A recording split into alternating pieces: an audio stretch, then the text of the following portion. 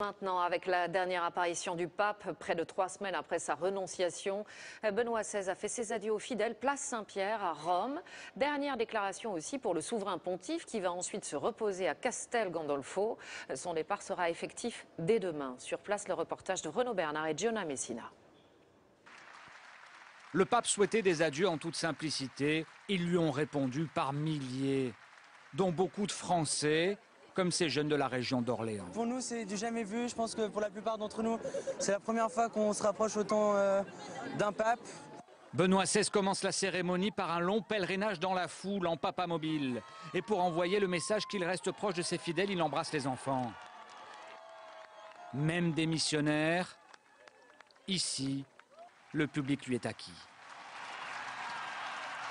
Ces derniers mois, j'ai senti que mes forces avaient diminué et je demandais à Dieu de m'éclairer. Personne n'a jamais osé le faire et moi, je pense que il a eu conscience de son état et c'est très courageux de sa part de l'avoir fait. Voilà. Mais dans une atmosphère de mystère, sur fond d'accusations de la presse, sur de prétendus scandales qui l'auraient poussé à renoncer, le pape a dû préciser une nouvelle fois les raisons de son départ. C'est un grand poids qui pèse sur mes épaules, car qui assume le ministère de Pierre n'a plus aucune vie privée. Une raison simple, le poids énorme de la papauté, comme un message lancé aux cardinaux qui vont élire son successeur, même si le futur conclave n'était pas à l'ordre du jour, nous a expliqué ce cardinal français. Se sentir aussi entouré par tous ces gens qui ont vécu ce lien d'affection, d'amitié avec le pape, c'est quelque chose, je trouve, qui est très fort. Si à cette heure Benoît XVI est encore pape, il vient de disparaître aux yeux du monde, il l'a dit, c'était son dernier bain de foule, avant de se retirer pour une vie de prière.